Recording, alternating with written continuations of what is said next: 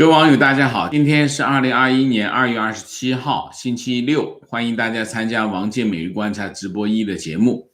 我们今天就一个主题从天津女教师骂人风波，看中国的教育那么这件事情前天发生前天是网上先发出来，我们先把这个事件和新闻跟大家描述一下。天津市咸水沽第二中学初中2年级班主任叫肖彩虹在课堂上这个的一段录音被放上网立刻引起轩然大波基本上你在这2天你看到这个国内的网上一片骂声那么因为这个录音里面呢，这个肖彩虹骂学生贼没家教蠢蛋玩意儿奇葩中的奇葩等等那么他骂了很多大概有几段话我把这几段话给大家念念录音我完整的听了一遍，然后还有一些视频，其实还有视频第一段，你妈一个月挣多少钱你爸一个月挣多少钱？别管我瞧不起你。我告诉你，谁谁谁的妈妈一年挣的钱比你妈妈50年挣得多，你们素质一样嘛这是一个话，这个话被引用的最多那以前送来班里的学生，家长都是当官的，要不就是家里条件特别好，事业单位的，家长都极为有素质，而这届学生都是平民百姓，干嘛都有，贼不懂事。然后就是你反思一下，你家长多有素质，你妈妈一个月挣多少钱然后就是你们就是没见过有钱人，没见过层次高的，这跟家教有极为重要的关系。你将来会延续你父母的收入水平，你不好好弄，连你父母的收入水平都不会延续就这些话这些话充满了丑恶的歧视和这个铜臭这个社会的这种势力。那么这段录音出来之后那么网上一片骂声，骂2点，基本上骂来骂去都是2点。第一点，价值观有问题三观有问题。这个肖彩虹三观有问题，他把学生按照这个父母的官职这个财富或者是收入分为3、6、9等，以权取人以钱取人这是第一个骂点，批评骂这是第一个。第二个，歧视学生歧视他班上的学生，伤害学生的自尊心因为你这么骂他然后结果是怎么样？27号今天天津市津南区教育局通报然后就经过调查这个该校师严重违背师德师风给予党内严重警告处分，降低岗位等级，撤销教师资格，调离岗位，不能当班主任，不能教书了然后新华社发表评论说，这名教师看似一时糊涂说错话，但细究起来一点也不冤为人师表，以德育人，教师的一言一行为学生做出表率。但在这段视频当中，这名教师把家长收入与学生素质划等号，对比家长收入歧视学生，这样扭曲的价值观不仅可能伤害到学生的自尊，也玷污了3尺讲台的纯洁和神圣，更有可能影响学生今后的是非丑恶美丑善恶美丑贵贱上的正确判断试想，这样三观不正的教师，哪个家长会放心把孩子交给他教育这样违背师德师风的教师就应该严肃处理那么这件事情好像很明白我也看了一下这2天网上的这些对这个肖彩虹的这种各种批判我们来说一说这个事情第一，我看了网上这一片的骂声之后，我心里就2个字虚伪以貌以财取人，以钱取人，不就是现在中国的实际情况吗？肖彩虹骂的这些话，不就是当今中国人怎么看待这个世界，怎么看待这个社会，怎么看待其他人的标准吗？这就是中国人现在的看法呀。怎么肖彩虹讲，肖彩虹是骂学生啊，但实际上中国人就是这么干的呀。怎么到了他这儿就变成不对了呢？你现在看看，你去抖音上看一下，抖音上所有的相亲的视频上来，你有房吗？你有车吗？你有存款吗？这是什么？你去看见抖音上面所有相亲的视频，上来就是问，我们不浪费时间了，我们上来先直接直奔主题，上来就是你有车吗？你有房吗？你有存款吗？你说说开什么车？你什么房？都是这样的。你去那个上海这个相亲角去看一下，女生讲什么？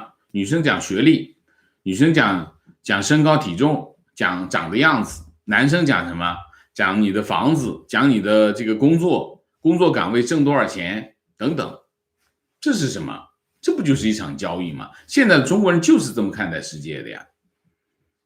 中国人就是现在的肖彩虹这番骂人的这番话，它反映背后的三观，就是中国人现在的三观。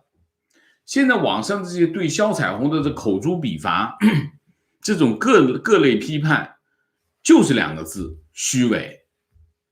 反映的就是这个当今中国社会的，第一，背后的东西就是这些东西；第二，中国人没有解决过中国自己的问题，只解决那些把问题讲出来的人，这就是一个例子啊，这就是一个例子。所以我认为这些批判肖彩虹的这些言论就是虚伪啊，就是虚伪啊，这是第一。第二，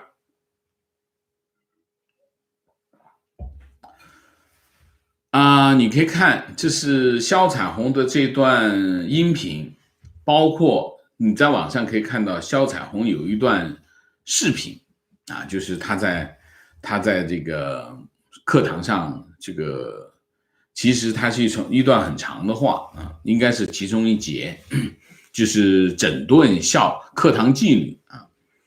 那么所以呢，应该这段视频也好，这段音频也好，应该都是学生录下来的啊。那么学生在课堂上把老师讲的课录下来，然后把老师的上课的内容把它录下来，然后呢又有人把它放上网，这件事情不正常啊，不正常。如果你说有个学生把老师讲的话转述给家长，家长在网上说出来，这个正常啊，应该是正常。但是学生在课堂上把老师骂他们的那段话给录下来，录音录像被放上网，谁都没出现，就这老师一人出现，这不正常啊，不正常。中国人心不古啊，那么大家记住，天涯海角发生的一件事情啊，比如天津对我来说就是天涯海角啊，那对广东人来说也是天涯海角。天涯海角发生的一些人跑到你面前来，背后一定有人在推动，否则怎么会推到你面前来？所以呢，这件事情有些不正常啊，这件事情有些不正常。至少把这个视频放到网上去的这个动机，不仅仅是探讨教学方式的问题啊，有其他的意图啊，这是第二个。第三个，我们再来看看肖彩虹他讲这番话到底是在干什么啊？他不会一个老师不会，班主任不会无缘无故，班主任跟这个课堂老师不一样，班主任是带孩子的人，他是管孩子的人。你比如说语文老师，班主任是数学老师，语文老师是什么？语文老师就上完课就走了，他解决什么？他解决教学任务。但是班主任不同，班主任他还解决他得管着这些孩子啊。所以你可以看这番话，你结合他另外一段视频，他在干什么？他在整顿课堂纪律，就是有同学上课讲话不注意力不集中啊，那么这个他就骂人啊，之前骂过一次，没有效果，所以你可以看肖彩虹这段话应该是前面那段话骂过一次人，效果不好，他就把骂人升级啊，骂人升，这是。那么你可以看一下啊，中国的老师，中学老师，他的任务是什么？中学老师，你看中国的中学老师啊，他就3件事情。第一件事情，课堂纪律啊，抓课堂纪律，抓课堂纪律，保证什么呢？保证教学的正常进行。你就吵翻天，老师怎么讲课？没法讲课啊。第一个，保证课堂正常秩序啊，保证他教学进行正常进行，这第一个。第二个，抓课堂纪律，还保证学生的注意力集中啊。那么这是第一件事情，就是老师的第一个任务，抓课堂纪律或者抓课堂秩序啊，这是第一。第二，教学进度，你上课你要保证教学进度。我一个学期要把这些教学任务完成，你得按照教学进度进行啊，这是第二个。第三个，结果是学生成绩，你得保证学生成绩。我教语文成绩在年级里面排名，在学校里面排名，在整个区里排名啊。如果我的教学成绩啊，这一个老师你可以看到，基本上中国的中学老师他的任务就这3样：课堂纪律、教学进度、学生成绩。那么这些年，中国老师、中国中学生，大学我不说啊，中学生、中学老师的教学方式无非是3样啊，3样。第一个，服从，把学生管住啊，中国的老师就是要把学生管住啊，这几十年没有改变过啊。首先要学生服从啊，有服从性你才能教。但是中国的老师的服从性是怎么实现的呢？中国老师让学生服从的方式是什么？就是攻击对方啊！我就是攻击对方。你别以为你是什么人，你这不行，你得听我的。中国的老师让学生服从的唯一的方式，就是摧毁对方的自信心。摧毁对方自信心之后，他就服从了。这是中国所有老师，中国厉害的老师就是3下5除2就把你的自信心摧毁掉，然后你就服服帖帖的听我的。中国厉害的老师都是这一招，而且这一招用的非常到位，狠。那个家长就觉得，哎，一看哟，我们家孩子一到他们班上服服帖帖，家长就安心了。这就是中国的教育方式啊，这是第一个。第二个，让学生付出努力，导向什么呢？让学生注意力集中，付出时间，付出精力，坚持把事情做完，而且不断的提高这个训练的数量，提高成绩。这就是中国老师的方式，就是让学生付出代价。代价是什么？代价就是3样东西。第一个当然是时间啊，第二个是什么？精力，用心啊，用心力去做这些事。一个是时间，一个是心力，第三个什么？耐心。你想一下，中学生嘛，还没长大嘛，玩心很重嘛，那你要有耐心，把这件事做好。把这3件事情付出去之后，在成绩上体现出结果来。就是中国的教育要求什么？苦读。苦读讲的是这个，就是第一个服从，第二个苦读，然后这一切跟老师的待遇、地位、收入直接挂钩。所以你看，老师，中国的教师，他的功夫都花在什么地方？功夫都花在对付人的功夫上面。然后剩下的事情是什么？安排作业做卷子，没有老师去解决什么问题，没有学校去解决什么问题，解决平台问题，解决教学系统的体系的问题，解决课堂模式的问题，解决课件设计的问题，解决教材内容的问题，解决整个的社会配套的问题，没有人想这些事，全部都是你的结果，你得到的结果是由你造成的。你去看一下中国所有的中学、小学，都是一句话：你的未来掌握在你手里。意思是什么？跟我没关系，你自己搞定。中国的教育其实都是这样，这些年老师都是在干这种事情。所以你可以看肖彩虹的这番话，反映的是什么？反映了中国老师的中国中学教师的基本套路。摧毁你的自信心，要你服从。服从是什么？服从就是上课的时候认真听讲，这就是服从。下课的时候做完作业，然后复习预习，把我布置的所有的事情做完，保质保量做完，这就是服从。这就是一个好学生的标准。这就是整个的中国教育的套路。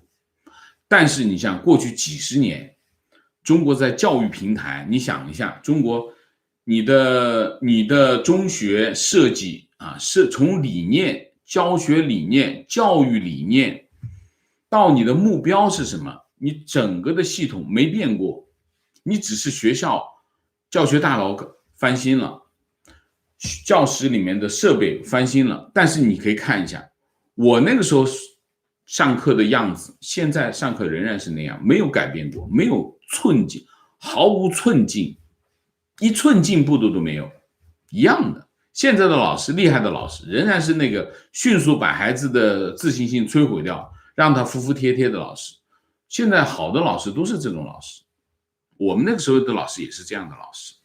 这是第四点，中国整个的教育状况跟几十年前是没有区别的，只是现在的社会发展水平提高了，它在这个基础上，但是它的教育理念、教学理念，这个课堂的模式啊等等一切，包括社会观念都没有改变啊，这是第四点。肖彩虹只是做了一件什么事情？肖彩虹其实只是做了一个中国广大中学教师天天都在做的事情。什么事情？摧毁孩子自信心，让他服从。中国的中学教师每天都在干这些事情，只是肖彩虹把这个话说极端了，把它和社会上的东西结合在一起了，听得大家很刺耳。但是肖彩虹讲的这些话，就是当今中国人脑子里的三观，就是结果第一啊，就是你考什么，你成绩好，横着走，你横着走，在教室里面横着走，在家里横着走，啥都不用管，你只要把成绩搞上去就行。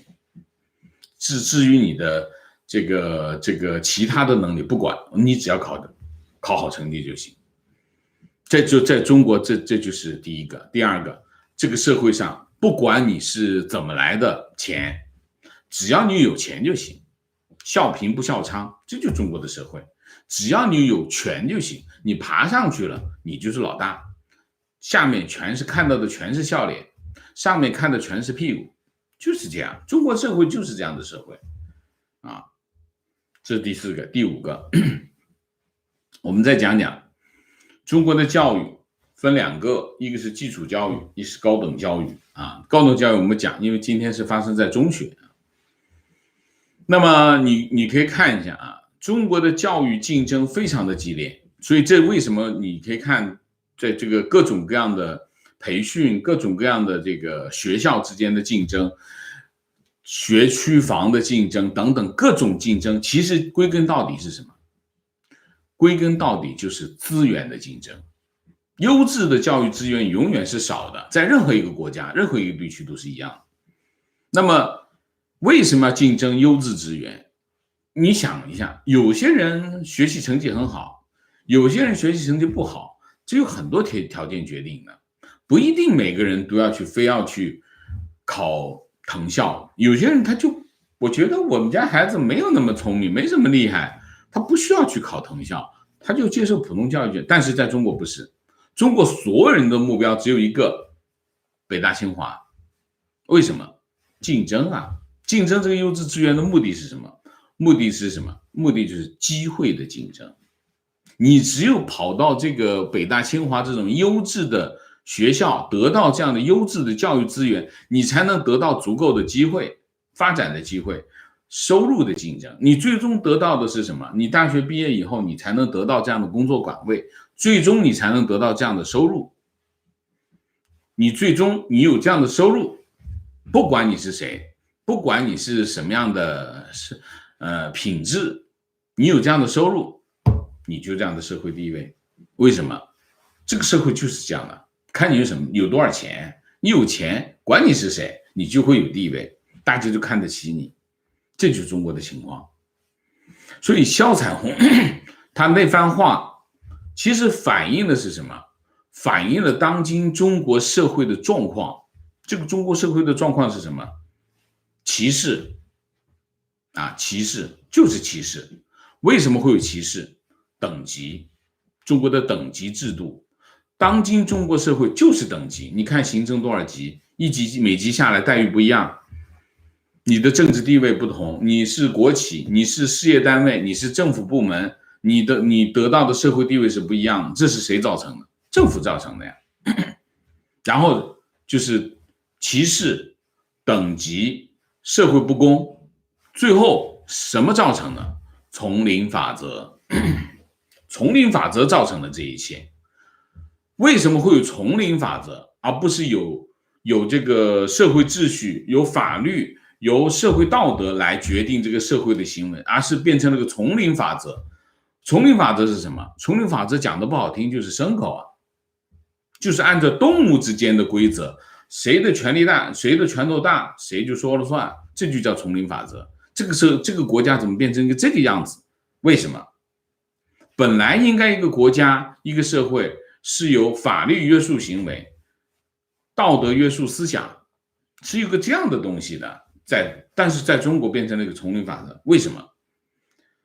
因为国家的性质啊。我讲个故事，讲个什么故事？这是昨天我听到的故事，说2月20号啊清晨就很早，天很早的时候，时间是2月20号，2月21号清晨一大早，地点是旧金山啊。那么一栋房子，这栋房子有139年的历史，是个维多利亚的木质结构的房子。从这个 Franklin 街的807号开始迁移，整个的地基，把房子从地基上升起来，用拖车把它往外拖到半英里以外的另外一个地址，这个 Fulton 街635号啊。这个开始就很慢啊，就把这一个有100多年历史的房子，木质结构的房子，从这个原来的地址慢慢的拖出来，往它的新的半英里以外的另外一个地址。因为它这个地要拿来盖一个 townhouse， 这个政府跟这个业主已经商量，这个业主呢就把这个地，行，你拆迁就拆迁，可以接受这个拆迁条件，但是他舍不得这房子，因为觉得这个房子太好了，100多年的房子，然后它里面的那些木头非常的好，他舍不得啊。然后就开始房子就开始往外走，然后拖车，把这个拖车之后，前面有什么车呢？减速车。因为它那个房子很宽，马路很多路边的那个树会挡住它，所以呢它两边在前面车出来之后，它的前面的车两边的车就开始干嘛减速，把那树剪掉，把这个房子往前拖。转弯的时候还得把什么呢？把路牌拆掉，因为转弯的时候它那个建筑物会甩出来。把树剪掉枝，把这个路牌拆掉，然后慢慢的到了新的房，最后坐落在新的位置上。这个业主呢是个房地产经纪啊，那么他花了20万，他的名字叫 Tim Brown 啊，那是一个房地产经纪人，花了20万申请去市政府申请，我要把这个房子从这个地方搬到那个地方去，然后再花了20万雇佣一个团队，把这个房子从这边挪过去啊。那么原因是因为这个房子很特别啊，觉得这个房木头又好，质量又好，而且这种维多利亚时代的这个建筑物啊，是这个城市的名片。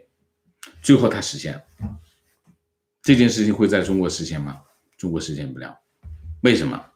跟建筑无关，政府不会批，你批不了。你不信，你在北京你买块地，你盖房子试试，你看看你遇到的情况是什么。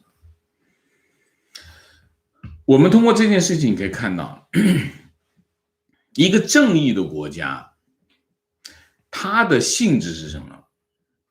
一个正义的国家，这个国家的目标是帮助他的国民，是成全他的国民，是实现每一个国民的目标意愿，这是一个正义的国家应该有的应有之义。所以你会看到什么呢？你会看到有些人自己做辆很特别的自己发明的汽车在马路上跑啊，你可以看到就是他自己盖的房子啊，你可以看到我把房子迁移过去，我都可以实现，但是这件事情不会在中国发生。中国是什么国家？中国是把人民当作实现国家目标的工具和材料啊，计划生育，我们这人口太多养不活了，你们就不能生了，这就是中国人要实现他的国家目标，而不是这个国家帮助国民实现他的目标，这个性质是完全翻过来，所以人民要为这个国家牺牲。所以你可以看中国的宣传，中国的这个网站上面宣传什么，讲的为守边疆的人啊，这个士兵脸晒脱皮啊，他吃不上饭啊，就是你这个国民要为这个国家做出牺牲，所以他既没有道德，也没有正义。他要的是什么？他只保留了一小部分的资源，让这些国民去争取。他的更多的资源拿来干什么？去实现他的国家目标。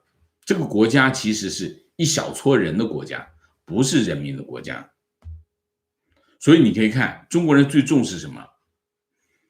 西方世界看待他怎么看他啊？西方国家我有没有大国崛起？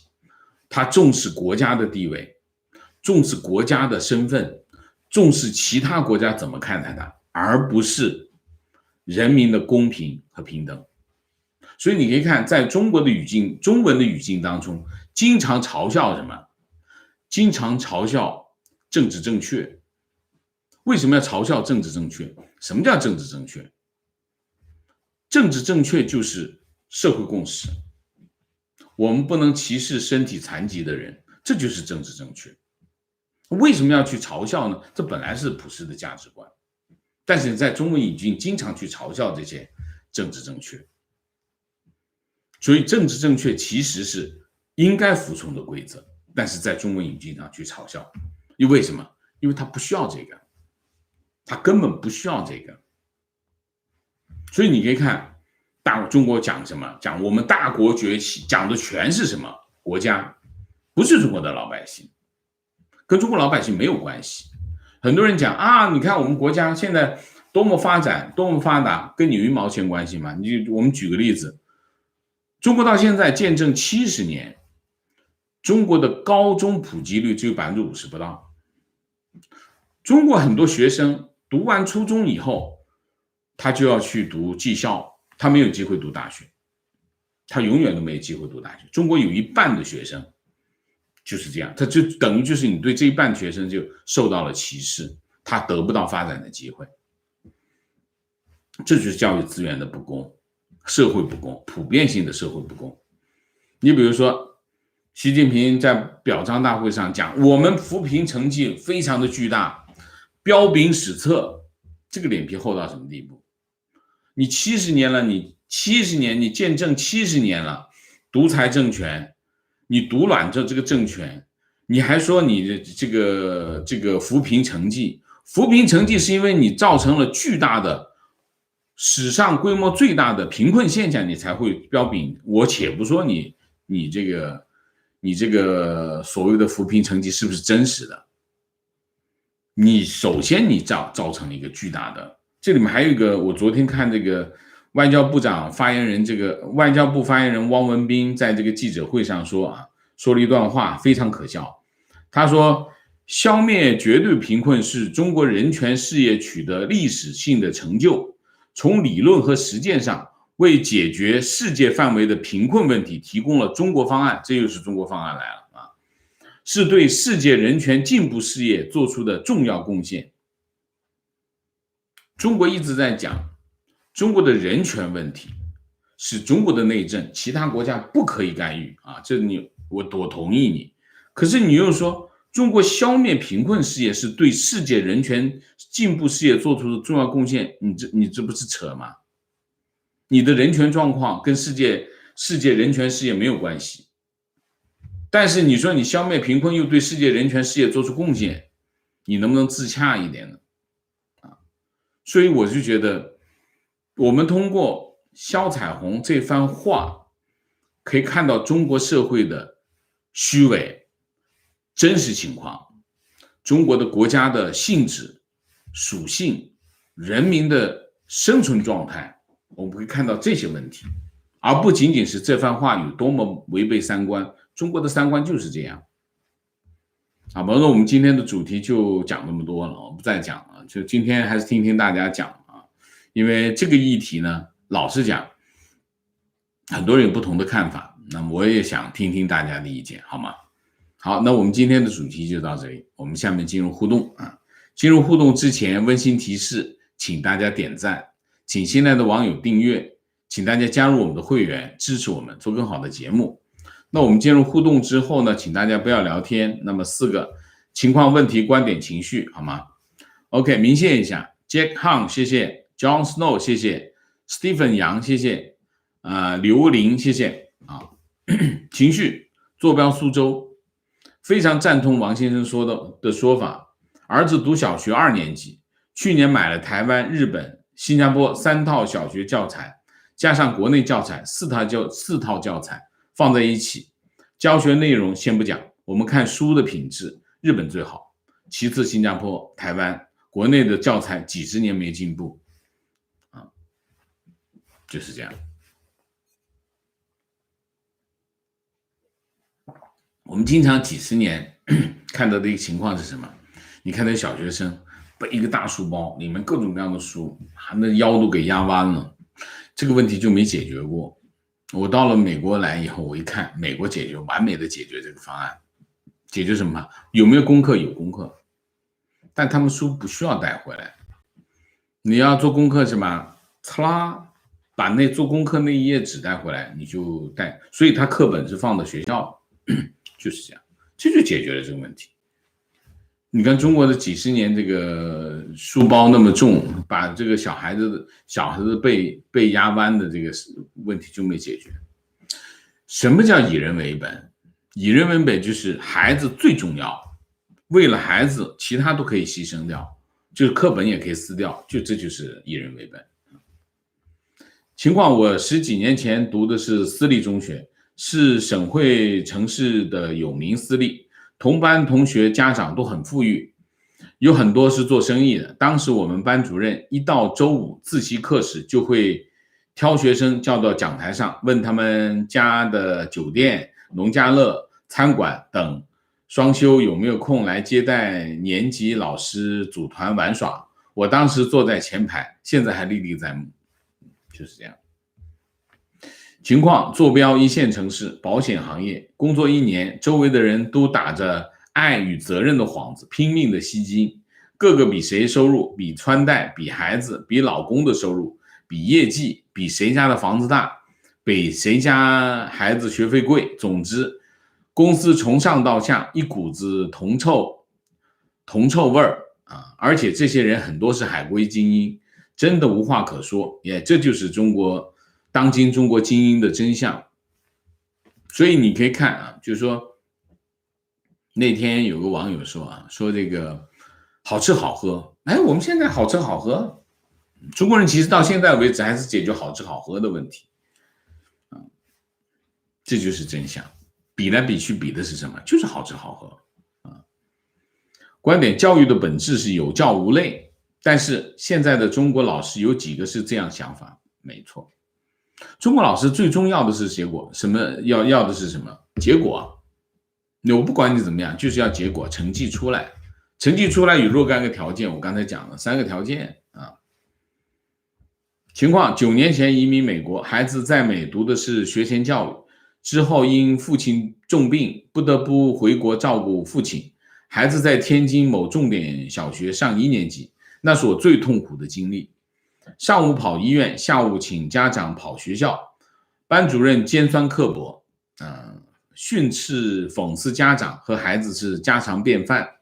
比如英语课，老师读香蕉，孩子需要画出香蕉，儿子不会画，成绩不好，老师就在我面前挖苦说，你们这还是从美国回来的，英语这么差，语文课更是痛苦。直到孩子考出100分，班主任才肯罢嘴。就是这样的，就是给你施加压力，给孩子施加压力，给家长施加压力，目的是什么？目的就是要出成绩啊。情况，我闺蜜在上海市普通小学教语文，带班主任，不过她是外地人，小孩子调皮的要死，对小孩说话的声音不敢高一点，不敢训，怕被投诉丢工作。他上学的时候理想是当个好老师，在上海扎根，但是现在的工作和生活的样子都不是他学生时代梦想中的样子，就是要训嘛，对不对？就是要把孩子训得服服帖帖嘛。其实最好让孩子服服帖帖的方法是什么？厉害的老师就很清楚，就是摧毁他的自信心，摧毁他的，你哪里有弱点就攻击哪里。所以你可以看到中国的老师有个非常强烈的特征是什么？明显的特征就是攻击性。攻击谁？攻击孩子。攻击孩子，不断的寻找孩子的弱点，去攻击他，摧毁他，让他服从，要结果。这就是中国老师的特点。如果你想一下，一个老师他不爱孩子，他去攻击孩子，这教育跑到什么地方去了？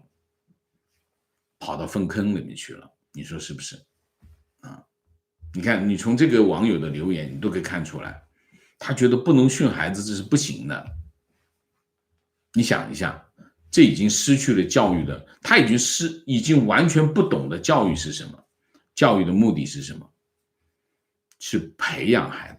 以前叫什么？以前叫栽培孩子，培养孩子，推动孩子的发展，这是教育的目的，让孩子成长、发展，各个方面的发展，人格的发展，知识的发展，能力的发展，各个方面的发展，这才是教育的目的。如果把这个目的放弃了，中国的老师已经不会做这个动作，已经忘记这个动作。中国厉害的老师，好的老师，都是善于攻击孩子的好师。这是什么？这是什么鬼？这是什么鬼啊？情况加情绪，看到一篇对北京学生家长采访的报告，其中有对年收入100万的家长，他们的孩子行为模式比较特别，不受老师和同学的待见，为此他们送孩子去读了华德福幼儿园，孩子和家长在华德福感受到了平等和关爱。遗憾的是，他们把孩子从华德福又转回了公办小学，原因居然是怕孩子在真善美的环境中长大会无法适应社会，因为他们的决定遗憾，为孩子悲伤，这个社会毒害了家长的价值观，最后一代一代的伤害下去。没错，中国人的教育观，传统的中国的教育观就是这样。所以你为什么要有戒尺，打手心的戒尺？你去看中国的传统教育观是什么啊？你把孩子交给老师的时候，家长都会说，哎，这个不听话，你就使劲打就行了，就大部分家长都是这么讲啊。情况我母亲前段时间在电话里说我小时候不懂事，又把我痛批了一顿。我反驳说，我当年是个孩子，现在是成年人，完全不同了，没必要因为小时候的事来责怪现在的我。他还是不依不饶。我感觉国人很多观念根本不是基于常识。核心的问题是什么？中国人不会爱，不懂得爱，不会爱，不能爱，爱不来，就是父母不知道怎么去爱他的孩子，父母不知道他对孩子最重要的利益是什么，这就是这个问题。情况坐标云南，我儿子2年级，书包16公斤，太重了。对呀，所以你就应该让他把书留在学校，然后把要做的功课那一页撕下来就好了，就不用带那么重的书了啊。情况我06年到08年在湖北小镇读初中，父母是托关系把我安排在您说的厉害的老师班上，我和发小在他班上2年。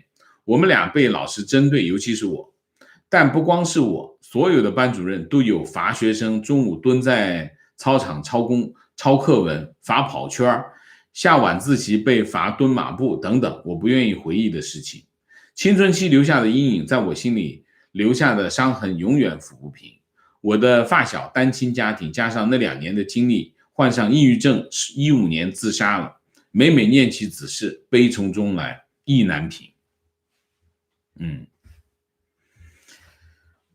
我们都有这些经历啊，我们都有在中国受教育的经历啊，这些经历不堪回首啊。就是说，很多孩子，很多人在这个经历的过程当中，他就没有爬起来啊，他就没爬起来过。所以你可以看，在每个班上，我以前读中学也是一样，我读中学、读小学都是一样，班上永远都有几个老师踩在脚底下的人啊，那就是榜样，告诉大家，你不服从，那就是榜样，每个班上都有啊，那就是被老师放弃的人啊，每个班上都有。你想一下，如果你被老师放弃，意味着什么？情绪这条新闻真的让我想起我读书的时候，初中在一个私立学校，大多数学生家庭条件都不错。当时班主任很会利用学生家长的背景，学生家长请吃饭、旅游，把学生拉到家里补课。2005年那会儿就收费50块钱一节，还是7、8个人一起上，一节课他们收入400、500块钱，1/3的学生都在班主任家里补课。她教语文，她老公教数学，还不让对外说。中国老师还很会当众羞辱、语言攻击，相对应的阴影很可能影响学生的一生，非常正确。我都说过，中国的教育主流就是老师攻击学生，而且非常好斗，这些老师非常好斗。中国的老师他没有教育，中国的核心的问题是什么？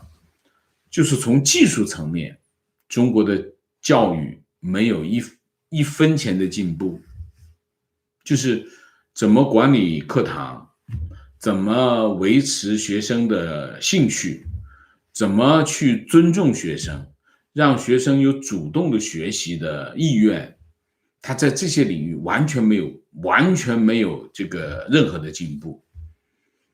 老师普遍采取的方式就是攻击学生，用攻击学生的所以中国的教师其实是在中国各个职业当中最有攻击性的职业，就是教师啊。我说的可能有点极端，但这是真实的。情况我的孩子在加州读中学时，课本都是精装本，很重，但学校给了2套，一套留在学校，一套留在家里。非常对。情况坐标河北3线小城，我被班主任叫到讲台前，老师对我讲，我们学校有学生给老师送礼的传统，叫你爸明天送2本挂历来。这给当时的我极大的冲击，从此以后对任何教师、专家一类的人产生极大的敌意。在那件事半年后，我辍学，然后入伍，永远的改变了我的人生。你说有这么不要脸吗？你说现在可以这么不要脸啊？这张嘴问学生要东西啊？我想一下，我们家还真没有送过礼啊，真没，因为我们在国内读的是国际学校啊，那没有这个传统。我们做的最极端的事情是什么？我们在国内的那个国际学校呢，它定期会开那种叫大食会啊，就是各个就是家长送一盘食物去学校，大家聚餐，就是这极端，这是我们做的最极端的事情。然后我就想办法搞出一个，他有韩国的学生，韩国的家长，他们就弄一排桌子，他们的韩国食物。然后日本的家长准备日本食物，我们老觉得我们那个准备一点中国特色的东西，反正就这样，这是最极端的事，其他就没有啊。中国你说啊什么补课这个东西，所以怎么说呢？我不知道他们哪来的自信，我就经常讲，中国人哪来的自信？文化上的自信也好，历史上的自信，他们哪来的自信啊？观点，我曾在北方小城市上小学，老师每天把作业没做好的学生排成一排，像刑场一样一个个打。就这样，还有同学给班级捐献台球杆改的教鞭讨好老师。作业做到晚上11点，记得老师当着全班面打一个学生，给他取侮辱性外号，全班哄堂大笑，学生间相互举报，堪比文革。重新思考这种教育令我恶心。这一切和长辈谈起来，他们觉得无所谓啊。小时候不懂这一切是不对的啊，现在思考越发觉得这种教育下的中华民族前途堪忧。情况，读小学时奶奶去世了，我很伤心，休了1周的假。回学校后被班主任骂贪图玩乐啊。坐标情绪坐标魔都，王先生你好。您的观点非常精准。我90年代中学毕业于哈工大，现在回忆不起来为何会进入教育行业，参加教育工作已经20余年。这些年来最大的感想是，中学教育从来就不是以育人为中心，而是围绕着教学大纲、知识点转。教育从来不是为了人，而是为了考试。至于考完会怎么样，大家都不关心。我因为在课上讲课外知识，多次受到校领导警告，一致之下申请了副科劳技。我觉得这门课对学生反而有帮助。提问：教育焦虑充斥在学校教师家长中，要升阶层唯一的途径就是高考，可是现在的研究生都不值钱。教育者还说，你不努力一辈子都是底层，即使非常努力，底层的韭菜孩子太难翻身了。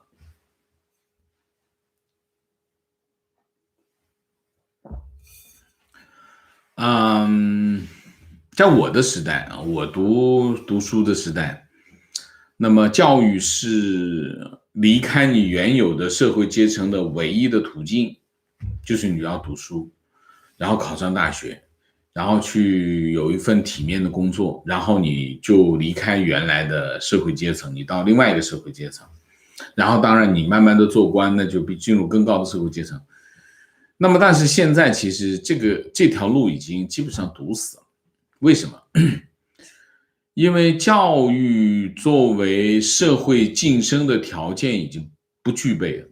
其实现在的社会，你社会晋升的条件已经变得更复杂，要求更多啊，然后你的晋升的空间越来越小，所以读书变成了一个什么？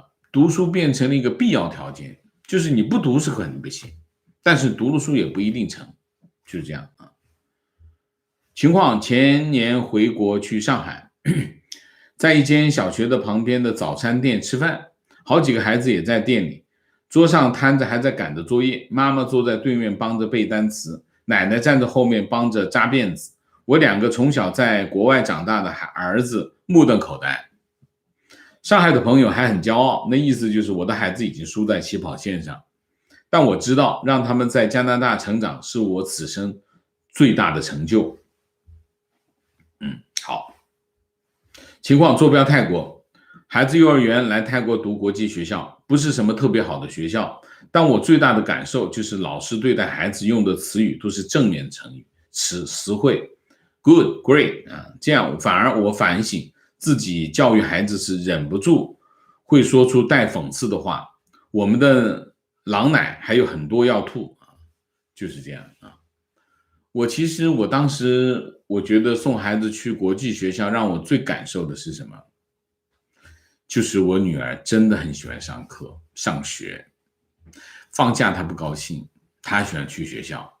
你想一下，我们在读书的时候，或者现在的中国公立学校的孩子，有谁是这样？他要去学校，那个时候读小学的时候，那进了课堂，第一件事情找老师，扑过去就抱住。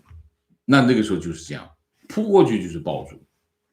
你现在在中国的学校，你妈经常中国有制度性的优势，制度性的优势没有让你的孩子得到这样的爱，这是制度性的优势吗？因为我的孩子在学校里，小学的时候啊，中学现在这大了不会，1、2年级的时候去学校，第一件事找老师，扑过去就抱住，老师就抱住他，就这样。你没有爱，你能做到吗？观点：读书的时候，希望孩子憨厚诚实，一出来社会就嫌弃自己的孩子不够老奸巨猾，到处吃亏。中国人这到底是有多么的精神分裂啊？情况：论坛里有人说书包16公斤是吹牛，我澄清一下，云南省昆明市明通小学枫江路分校2年级书包16公斤真实，可以来查，每天都是家长替小孩子背书包。情况：有一次读初中的孩子和我说，学校让孩子匿名给老师提意见，说绝对不会曝光提意见的学生。于是有个学生就匿名给班主任提了一条负面意见的纸条，结果结束后没一会儿，班主任气呼呼的来学校，拿着这名学生的纸条，点名道姓的骂了个狗血喷头。班主任一眼就看出提意见学生的笔记啊。观点：几十年所谓的改革开放，除了利用大量的劳动力给政府和国家创造了经济增长，当然也让一部分老百姓过上了本来理所应当的物质生活，但是执政党的本质造成了精神文明的匮乏和意识形态的扭曲啊。观点：这个班主任为了提升自己的班的升学率而进行的应急反应，现在初中生只能有50%升入高中，所以现在老师不择手段提高分数。至于结果，就是孩子在承受，家长在默认，老师痛苦，学校找钱。情况：一不小心走进了自己不喜欢的行业，教师。现在改行了，说句心里话，做老师真的很累，心累，身体也累，没有一个好，这是一个互害的社会啊，这是个互害的社会。观点：集权体制下，人性就会扭曲。小朋友开始早熟，开始阿谀奉承，越来越像油腻的成年人，但成年人越来越像小孩，不讲道理，只为一己私聊，不择手段。观点：在天朝独立思考的结果，就是双向情感认知障碍离你越来越近，周围能说话、能交流的人越来越少，实在现实让人唏嘘啊。观点：中国的学校就是监狱，为了防止逃课，宿舍都装上铁栅栏，这就是典型的反人类。其次是没有平等，学生都以谄媚老师为荣，还设课代表、组长、班长，这样的环境下培养出来的只有听话的奴才。讽刺的是，学校里的标语居然写的自由平等。情绪，老师能够压住学生最大的法宝，请家长。而且现在的家长在所谓的好的学校，连学生还不如。老师骂家长那个话难听，然后家长回家以后如何管理孩子，自己脑补吧。观点，这样的言论会被非议，代表着社会还是有点是非认知的。他们知道这是坏事，不能干，但是奇葩的是，尽管知道这是干坏事，依然明里暗里或者理直气壮，会遮遮掩掩的干坏事，明知故犯，比不知而犯更加令人心寒。情况，丛林社会的教育资源，上最好的培训班，花高价上钢琴课、游泳课、茶道、高尔夫课、围棋课，从小培养礼仪和衣着，请私人外教学英语，结交同样的达官显贵朋友。2013年这样的暑假培训3个月要70万，70万，疯了吧？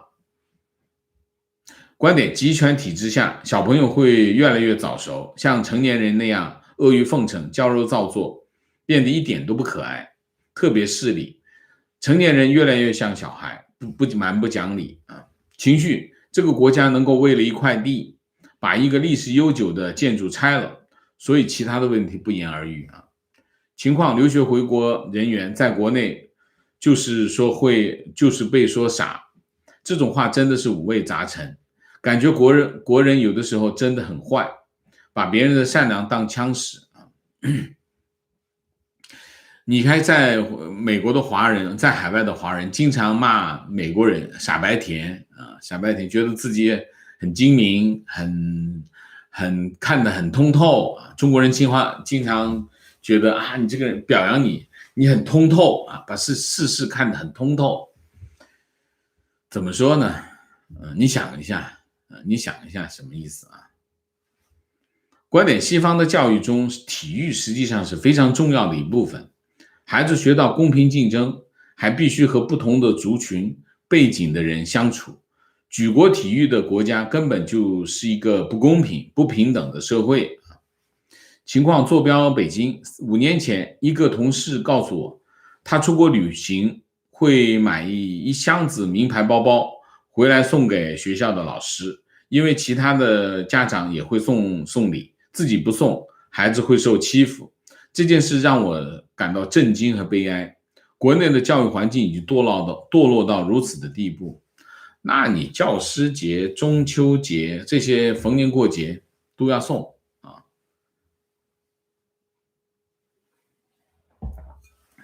观点，中国没有教育，只有培训。教育是让人成为更好的人，而不仅仅是掌握某种生存技能，非常正确。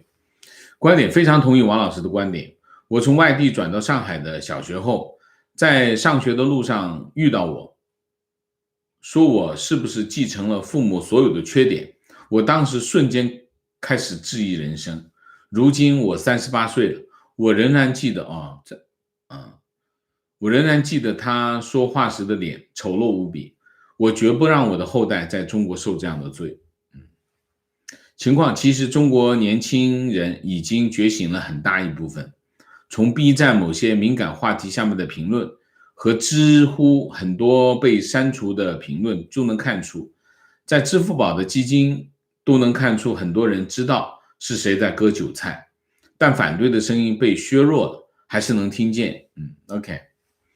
观点，终于明白了，国内的佛系生活其实就是一种非暴力不合作的反抗。反正生了娃也当韭菜，索性就不结婚不生孩子，你们全亏想咋样就咋样嘛。情绪，从国内高中毕业已经15年，这期间国内年年喊教育改革，现在看来一点都没有变，教师还是跟我当年上学的时候一个德行。5年前跟随爱人搬到以色列，在我个人职业方面，因为还在转型中遇到很多困难，好几次都想回国的冲动，但是一想到自己小学、初中和高中过的日子，绝不想让我的孩子再过一次。我也是这也是我决定继续留在这里的几个主要原因之一。OK， 观点，王先生的节目最大的特点，也是我最喜欢的一部分，就是有许多中国大陆的网友说出中国真实的情形，这些都是我们这些没去中国的人很难得到的资讯。所以我说我们的互动环节很有价值，因为很多我们可以在互动环节知道很多国内的网友的想法，他们所处的环境和现在的情况啊，所以这是很有价值的部分。所以我还是希望我们网友们多参加互动啊，那我们可以交流啊，交流我的看法，也可以交流你的看法。观点，中国很多家长其实也是这样，只是自己不知道。我的父母就是这样，从来不鼓励，只是讽刺挖苦，因为他们父母当年也是这样对待他们的，一代传一代，非常正确，非常正确啊！我父母稍微好一点啊，一般不会讽刺挖苦啊，会批评啊，批评为主，基本上不表扬啊。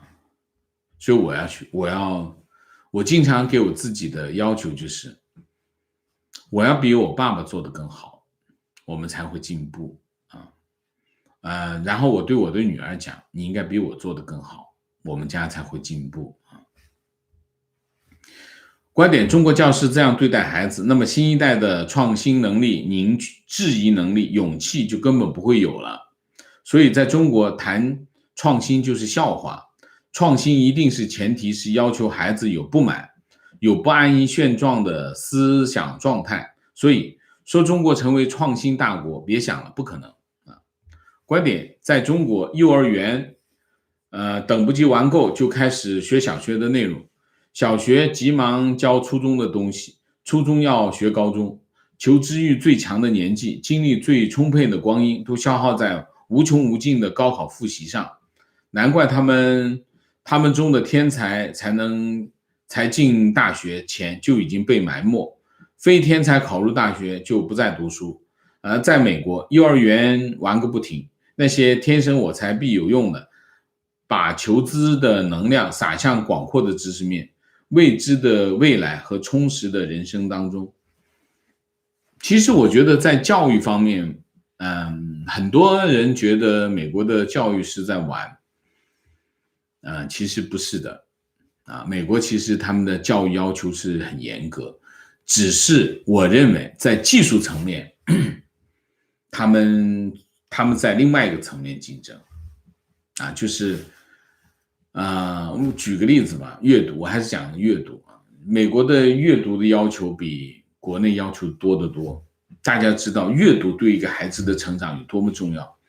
我记得我在我的中学、小学、中学从来没有阅读这回事，所以我的阅读其实是在大学完成啊，大学大量的阅读。其实美国的孩子从小学开始就大量的阅读。我女儿现在差不多一个星期看2本书，看完2本书，就是阅读，大量的阅读，她的知识面，她对一件事情的完成度不一样啊，所以，哪来的自信？就中国人这种盲目的自信，到了一个完全无知的状态啊。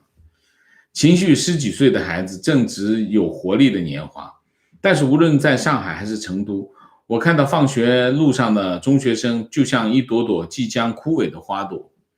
这个教育体制对孩子的残害令人愤怒，我实在受不了，决定为了孩子移民。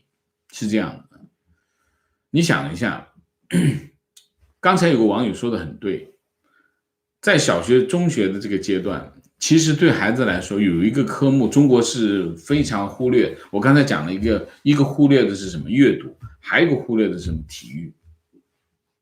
他们在长身体啊。那么你可以看到，在美国的教育系统当中，体育是个非常重要的环节啊，就是说，所以你看美国的孩子都是很健壮，像牛一样，男孩子像牛一样。那我女儿最近跟她妈妈提出来说，她想去学一个体操啊，要去上体操课，让她去找，她想去学体操，因为我女儿一口气翻一两百个跟头的那种孩子啊，所以你想一下，我们给她的是什么？我们给孩子的是什么？我们给孩子的是成长的条件、发展的条件，帮助他去发展他有兴趣、愿意发展。你想，如果他自己要求的东西，不是你逼他，他会做得更好啊。情况，当年 APEC 在上海开，上海的学校放假，老师为了不让孩子出去闯祸出生，布置了超级多的作业，天天在家做都来不及，而且都是抄写之类的作业啊。情况，国内的教育最大的问题就是没把孩子当人，孩子就是物件，可以随意伤害的孩子的感情，想打就打，想骂就骂，随便折腾，不受伤，不出人命就好。情况，孩子在私立学校学习，成绩只要一次考得不好，就会被学校邀请去谈话。后来转去国际学校，但发现还是不行，是社会体制的问题，毅然决定带娃出国读书，至少不被洗脑，能让孩子有自我的想法，有更多的精力做自己喜欢的。OK， 情况，记得去年参加一个饭局，是辜负那一辈的老师们。饭桌上聊的不是什么家长里短，也不是什么教学理念，而是炫耀自己年轻的时候那会收到的各种需要特殊关系才能获得的礼物啊，这就是社会风气了啊。情况，小学时老师重复收同一个费用，我对老师说，老师你之前收过了，老师马上对我吼，你赶紧给我转学。从那以后老师再不提问我，即使我举手要回答，提问也专门跳过我，让我周围的同学都回答问题啊。情况，我在高三的时候遇见一个化学老师，他真的能够让我对化学的兴趣提升起来。以前我的化学是垃圾，高三一个学期就把我的成绩从垃圾变成高分。然后这个老师本来是教初中的老师，后来居然教大学了，但是我为他庆幸，能够有一个好的归宿啊。观点，可悲的改革开放了40年，教育依然是以摧残人的人格为手段，以听话服从为考试的目的啊。情况，我儿子读初中时，一次老教师节，我按规矩给班主任300元超市购物卡，第二天老师把购物卡拿回来，我以为老师变好，其实是行情涨到500到1000，然后很快我儿子的座位就被调到了教室的最后一排。那个老师姓夏啊。观点，我家在东北，上小学时还要帮老师放牛，帮老师看水田里的水，这都是我们这些小学时代真实的情况。可以不用写作业，每年冬天要从家里拿木材生炉子用啊。情况啊，观点，和国内的朋友说起教育的事情，他们老是说这个社会就是要分数，要赢。外国那些快乐教育都是骗人，用来固化阶级。看看日本的大学，要学各种不在课本上的知识才能合格线，有时真的不知道怎么反驳各种似是而非的道理啊。这里面快乐教育我要澄清一下，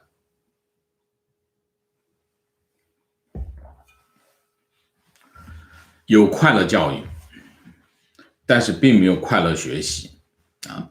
任何学习都是痛苦的，为什么？如果你要在一件事情上获得超出常人的成绩，你一定要付出超出常人的努力和代价。那你付出超出常人的努力和代价，一定是痛苦的啊。那么快乐教育是有的，就是减轻你这种痛苦。那么但是结果不会是快乐学习，所以你可以用快乐教育的方式，让我们的教育环境非常的友好，这是可以的，这个没问题。但是你说我可以高高兴兴的、轻轻松松的成为非常优秀的人，这是不可能的事情。大家一定要有这方面的常识啊，所以不能够被一些人忽悠啊。你可以看前一段时间国内有一些理论啊，说我们不能够给孩子压力，不能够否定他，不能够这个要表扬他，要肯定他，这其实也是另外一个不对啊。我们作为一个家长，我们要有一个正确的评价体系啊，不是说孩子不能批评，孩子是能批评的，孩子不能批评他怎么改正他的错误呢？一定要批评。评价体系是什么？评价体系就是他做的非常的棒，就要表扬，要奖励；他表现正常，要肯定；他做对了正确的事情，要肯定；他做错了事情，要纠正，要批评；他做了非常错误、有后果的事情，犯了有后果的错误，要批评，要惩罚。那么你这是什么？这就叫评价体系。评价体系是什么？评价体系就是三观呐，三观就是评价体系来的。为什么孩子没有三观，或者三观不正？就是你的评价体系不正确。任何一个家长都要有一个评价体系，不是说这个孩子只能鼓励，不能批评，只能鼓励不能批评，他就不知道什么是错的。他仍然是三观不正。三观正确，家长要有正确的评价体系。你的评价体系包含着什么？三观嘛，这就是价值观。价值观的培养是这么来的，所以不能说不能够批评孩子啊，不能够指责孩子，不是的，不能只批评孩子。做对了要肯定，做好了要表扬，做错了要批评，要纠正，犯了有严重后果的错误要惩罚，这就是评价体系啊。我们还能念完吗？啊，最后了。观点：会受伤害不只是被老师攻击的学生。我小时候学习成绩优秀，还很会装老实，很受老师喜欢，也被同学高看一眼。但我上大学以后发现自己的思维幼稚，缺乏常识，更加没有对自己的客观评价和对未来的 vision。我由于家庭的原因得到的家庭教育为负数，而我的学校也没有在我身上起到它教书育人的功能。我现在正在承受教育缺失带来的痛苦后果。OK， 情况：我的中学在西部某直辖市第一学校中学，80年代高中1年级，我就是全年级走读班中排名最后一个班。曾经发生了同学上课时因为和班主任发生冲突，让年轻的班主任跑去找校长，要求不教了。后来高3年级时换了一个班主任，结果让我们全班最后培育出全市第一和第2名，而且让班里几乎所有的同学都获得了不同程度的进步。至今我们全班同学和各任课老师都很怀念青春的回忆。之后我们中学一直没有超越当年的辉煌。 OK， 观点：中国的教育并不只是学校有问题，有时候家长也有问题。我们常说养儿防老，所以很多家长没有达成目标，要让孩子达到，所以孩子会有很大的压力。我住法国20年，法国人养孩子就是要享受跟孩子一起成长的过程，等孩子长大了，家长再去享受自己的生活。情绪：感谢王老师以往节目对人格教育的涉猎，我从王老师的节目重新建立了不少正确的价值观，都是学校里缺失的。OK， 明谢 OK 陈，谢谢Helen 张，谢谢，请王老师喝一杯咖啡，周末愉快，感谢老罗王，谢谢。教育的目的在于增进人的品质。谢谢老罗王。好，我们今天的节目就到这里，感谢大家的参与，我们下个节目再见。再见之前，请大家点赞，请新来的网友订阅，请大家加入我们的会员，支持我们做更好的节目，做更好的自己，谢谢大家。我在这里提醒2点，第一点，请会员网友今天晚上参加会员直播，那我们里面会有36个Clubhouse 的这个邀请码请大家来参加这个抽签这是第一个。第二个，星期天我们会在 Clubhouse 进行一个新闻查作讲我们这次新闻茶座的这个题目是数字人民币对中国的影响是什么啊？那么希望有这个 Clubhouse 账号的网友呢参加我们明天的这个房间啊。那么另外呢，我们这次开房间会在我们的频道上面直播啊。那么没有账号的网友又想参与的呢，可以来参加我们明天的直播。那我们已经在社区把这个公告贴出来，大家可以如果有兴趣的去看一下，那来参加我们星期天的直播啊。我讲的是美东时间啊，好吧？那我们今天的节目就到这里，感谢大家节目就到这里，谢谢啊。